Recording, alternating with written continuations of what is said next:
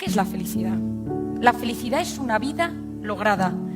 La felicidad no es lo que nos pasa, sino cómo interpretamos lo que nos pasa. Depende de la interpretación de la realidad. La felicidad es hacer una pequeña obra de arte con nuestra vida, con nuestros talentos. Pero la felicidad depende del sentido que le damos a la vida. Y en una sociedad que ha perdido el sentido, que ha perdido el rumbo, sustituimos sentido por sensaciones. Este mundo sufre un gran vacío espiritual y esto nos lleva a una búsqueda frenética de métodos de relajación, de satisfacciones corporales, comidas, vino, temas sexuales, masajes, todos temas digitales, cosas que no tienen por qué ser malas, pero que sustituyen el verdadero sentido de la vida. Hay que volver a los valores. ¿Y qué son los valores? Los valores es aquello que nos hace crecer como personas, aquello que nos perfecciona y aquello que nos guía en los momentos de caos y de incertidumbre. La felicidad no se define en el fondo, la felicidad se experimenta y solo existe un antídoto para esos momentos, solo existe uno, y ese es el amor. El amor a una persona, enamorarse, querer a alguien de verdad. Me gusta decir que en el fondo de cada uno de nosotros existen tesoros escondidos que se revelan cuando uno quiere de verdad. El amor nos abre y nos da alas para conseguir cualquier cosa. El amor a una persona, el amor a los demás, el amor a los ideales y a las creencias. Decía Confucio, no son las circunstancias de la vida las que hacen felices a las personas, sino sus ideales. Todos hemos leído historias, biografías de personajes que por su vida, Nelson Mandela en la isla de Robben, Santo Tomás Moro, que a pesar de las circunstancias adversas eran felices porque eran coherentes con sus ideales. El 90% de las personas no sabe por qué se levanta cada mañana. Hemos perdido los motivos para alegrarnos y muchas veces la tristeza, el rencor y el mal humor se han convertido en dictadores de nuestra vida. Como psiquiatra, suelo definir la felicidad como vivir instalado de manera equilibrada en el presente, habiendo superado las heridas del pasado y mirando con ilusión al futuro. Los que viven enganchados en el pasado son los depresivos, son los resentidos, son los amargados. Los que viven constantemente angustiados por el futuro son los ansiosos. Depresión y ansiedad, las dos grandes enfermedades del siglo XXI. Nosotros nos hemos olvidado que solo tenemos capacidad de actuar en el hoy y en el ahora. El 90% de las cosas que nos preocupan nunca, jamás suceden, pero nuestro cuerpo y nuestra mente lo viven como si fuera real. Nuestra mente y nuestro cuerpo no distinguen lo real de lo imaginario. ¿Y si me echan? ¿Y si me arruino? ¿Y si me abandona mi marido? ¿Y si mi hijo no aprueba las asignaturas? ¿Y si tengo un cáncer? ¿Y si? Mi cuerpo, cada vez que yo le someto a esos pensamientos, activa todo su sistema de alerta para poder actuar. Pero la diferencia es que yo no salgo corriendo. Los recursos que mi organismo ha activado para ese momento de alerta no los uso y me intoxico por cortisol. ¿Y qué me genera esa intoxicación por cortisol? A 3 niveles. Físico, se me empieza a caer el pelo, me tiembla el ojo, noto un nudo en la garganta, tengo cambios gastrointestinales, noto opresión en el pecho, contracturas en el cuerpo, siento mi cuerpo cansado y pesado, tengo problemas de sueño, me meto en la cama por la noche y no me consigo dormir, o tengo microdespertares, el cortisol altera profundamente el sueño, o me despierto por las mañanas con sensación de cansancio. A nivel psicológico, empiezo irritable, todo el mundo me pone nervioso, estoy alerta, no disfruto de nada, empiezo con problemas de concentración, empiezo con problemas de memoria y al tercer nivel al nivel de mi conducta. No me apetece salir, no me apetece hablar, no disfruto, no tengo temas de conversación y me aíslo. Sabemos que el manejo de las emociones, el manejo de mis pensamientos tiene un impacto brutal a nivel hormonal, tiroides, a nivel muscular, fibromialgia, a nivel oncológico, cáncer, a nivel mental, demencias. Antes uno se relajaba, mantenía la mente en blanco, pero ahora uno no puede estar más de X minutos sin mirar el teléfono. Es lo que los americanos llaman FOMO, Fear of Missing Out. Miedo a perderme algo. WhatsApp, Twitter, Instagram, noticias, da igual que sea en Arabia Saudí, en el Líbano, en México, en España, constantemente. ¿Qué cosas nos elevan el cortisol? Una de ellas es la que yo llamo la cronopatía. Patos, la enfermedad del tiempo. La obsesión por aprovechar el tiempo.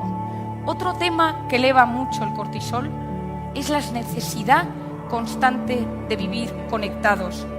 Hoy en día se están tratando las adicciones a las redes sociales con la misma medicación que la adicción a la cocaína. A partir de entre los 9 y los 14 años, que empieza la adolescencia, empieza la frustración.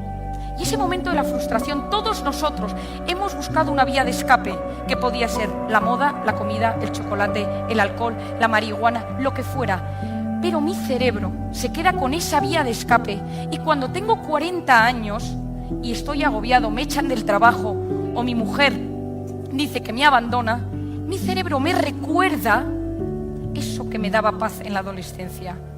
Todos los jóvenes de hoy en día solo saben buscar la relajación a través de la pantalla. Conectan mejor con una pantalla que con un ser humano.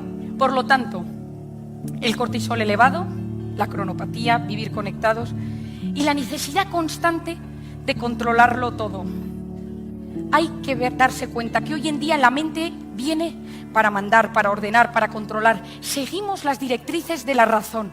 Nos convertimos en seres que nos olvidamos que la mente se está convirtiendo en un gran tirano que no deja paso a lo más importante, que es el corazón. El que necesita controlarlo todo, controlar el futuro, es un perfeccionista. Y el perfeccionista, por definición, es el eterno insatisfecho. No disfruta, porque nunca nada está a la altura de lo que uno quiere. Decía Víctor Pauchet, el trabajo más productivo sale de las manos de un hombre contento. Los triunfadores son aquellos que disfrutan en su trabajo. Y eso significa que si mi mirada es siempre de juicio, de perfección, no puedo disfrutar. Porque el que perfeccionista, el que necesita controlar su negocio, su familia, sus hijos, todo, vive constantemente sufriendo. Porque a veces llega a buscar un nivel irreal. Ser perfeccionista es agotador. Y uno se compara. Y cuando uno compara, coteja superficies, no profundidades.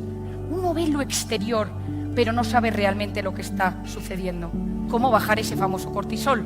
Porque todos conocemos a más de uno que está intoxicado por cortisol.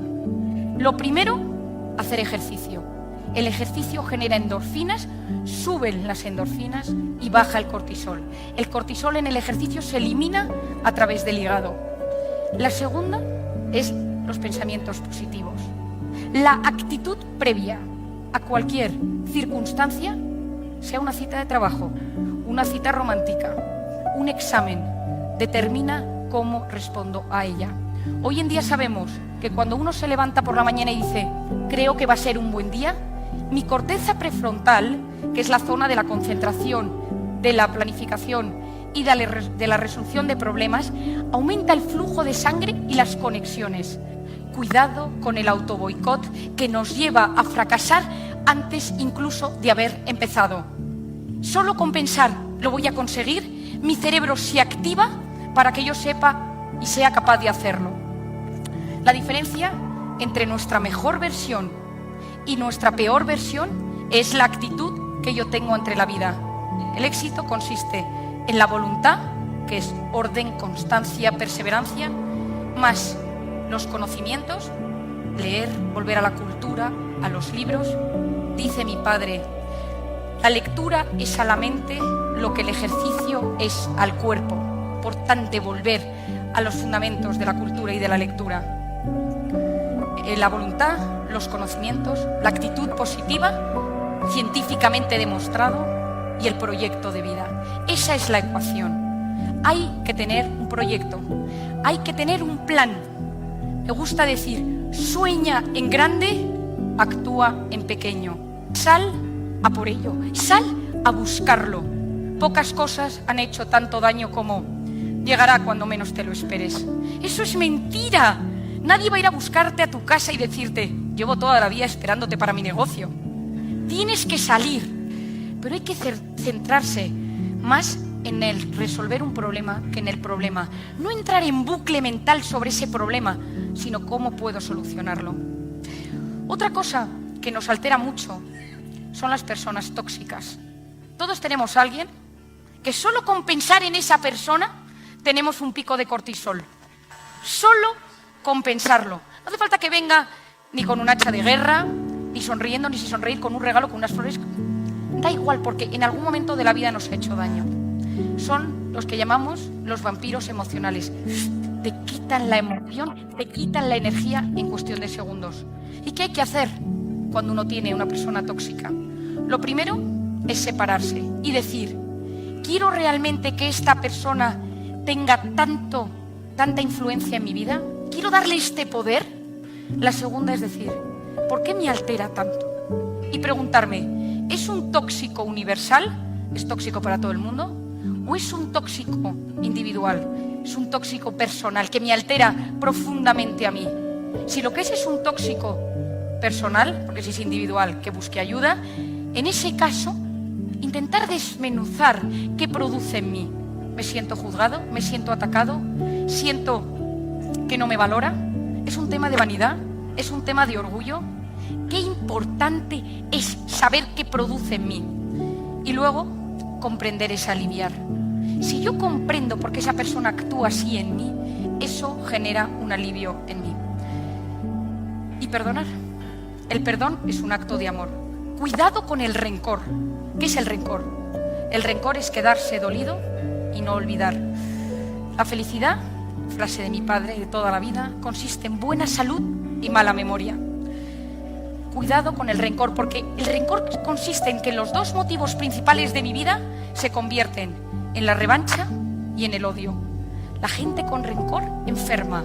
Y el perdón tiene dos notas. Una, la inmediata, perdón, aunque uno no lo sienta del todo, pero ayuda a aliviar ese sentimiento o esa situación de tensión. Aunque en ese momento uno piense que es la culpa del de al lado, dile perdón, porque se alivia la situación. Mi padre tiene una frase que cuando la gente se pelea dice que el más generoso le pida perdón al otro, aunque sea la culpa, pero ayuda. Y la segunda nota del perdón es a largo plazo y es, el perdón consiste en renunciar al odio y a la revancha. Perdonar es ir al pasado y volver sano y salvo, y volver ileso. Y se perdona, a veces cuesta, y no es que sea algo fácil, hay que evitar hacerse las víctimas, hay que intentar evitar en nuestra mente ese paisaje mental tóxico, pero hay que ver a la persona que nos ha herido digna de compasión. La base de un cerebro sano es la bondad. Hay que basar nuestras relaciones en lo que nos une más que en lo que nos separa. Si buscamos argumentos, siempre tendremos miles para separarnos, pero hay que unirnos. La compasión es superior a la empatía. La empatía es la capacidad de ponerse en el lugar del otro. La compasión es que me pongo en tu lugar, pero con instrumentos te tiro para arriba. Tenemos que volver a mirar a nuestro interior. Cuando yo hablo de meditar, cuando hablo de todo esto relacionado, hablo también de que hay que aprender a parar, frenar para ver, observar y disfrutar. Seguro que os habéis fijado que para observar y contemplar de verdad hace falta pararse. Corriendo no se percibe la belleza. Miramos tanto el reloj que no damos tiempo a lo importante. Aprovechar una tarde de domingo y poner el teléfono en modo avión, sin miedo a desatender una llamada, sin estar constantemente preocupados por una noticia, por un tuit. No pasa nada. No necesitamos estar conectados las 24 horas del día. Hay que aprender a perder un poco de tiempo ganando en paz y en serenidad. Cuando el estrés nos invada, cuando temas perder el control, Cuando de repente tu cabeza se agote, no encuentres recursos. Cuando tu cuerpo no te responda, pon tu corazón. Él hará el resto. Porque cuando pones el corazón en algo pequeño, eso pasa a ser algo grande y maravilloso.